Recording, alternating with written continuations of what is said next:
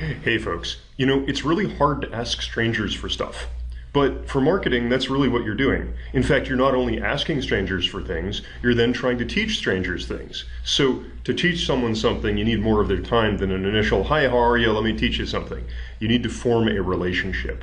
To form a relationship, since you're going to need to meet them more than once, you need their contact information. After all, there's a limit to how much you can train someone just using email. So let's get their email address, let's get their phone number, their physical address, everything you need to know to begin to form a relationship, a dialogue.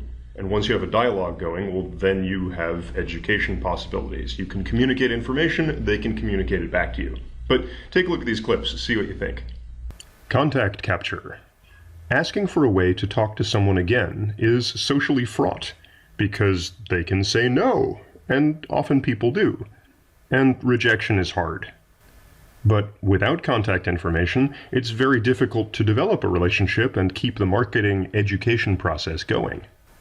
So to be effective marketers, we need to do three things, and if done right, we won't get many or won't mind the no's. We won't mind the rejections.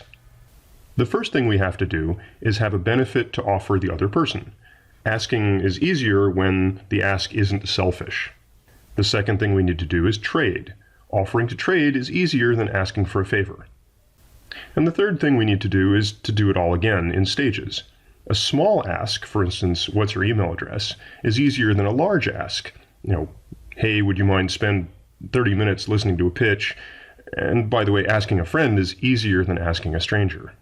So let's talk about the three things that we need to do to capture contacts. First, we do need to provide a benefit. We need to provide useful information. As discussed in the previous section, information has value. So be sure you have some information you can offer in exchange for contact information. Note that your own data sheets talking about your own offering are not information of value. That's bragging. You want the customer to have those. You shouldn't be charging a fee of contact information from the customer to get the customer to take your information. So what's useful? For larger offerings, industry comparisons are useful.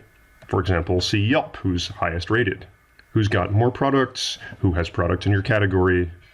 For smaller offerings, technical information on which plants to plant when for gardeners, or how often to wash your hair for stylists, or how to make your shoes last longer, which ingredients are nutritionally better, you name it. I visited a seafood restaurant who gives out a card listing which fish was the least endangered in exchange for you giving the restaurant your business card. Other restaurants offered a free appetizer on your next visit if you give them a business card. And yes, a free appetizer counts as information. It's a taste of the product. Information doesn't have to be a radical discovery or even new. It can come from your own observations or surveys of your customers handed back to them. The second thing you have to do is trade. Trades must be rational, interesting, and available. So what does that mean? Rational means not asking for too much. If you're handing over a $2,000 industry report, you can ask for more information from your contact, for instance, their title or budget responsibility, than if you're handing over a $2 advice card on job search tips. You might get an email address, maybe. Interesting means you need to pique the person's interest. Give them a taste of the information. Quote a line or two of this report for free and ask whether they'd like more. And available means you actually ask for the information. Consider these example phrases. To help us improve the quality of service. To enable us to offer you other goods and services. To get this free study on whatever. Or to get a free trial. Sound familiar? This is the way companies get you to give them your information. Lastly, you need to do this repeatedly. Do it all over again. So if you obtained an email address and provided a survey in exchange, you can now email your prospective customer with a new offer of information, perhaps an online demonstration or additional industry perspective or offer of a newsletter with such.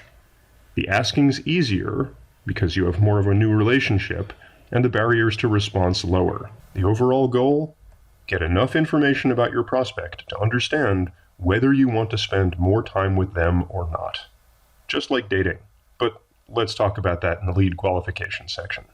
Hey folks, we're back. So hopefully that makes a little more sense right now about asking people for things and then getting them to willingly trade their information, their contact information, to you in exchange for valuable information you have to give. Again, it doesn't have to be hard to ask strangers for things. If you have something to offer, well, then you should have a great time offering benefits to folks and expecting that they'll reciprocate kindly in turn. But let's talk about this in class.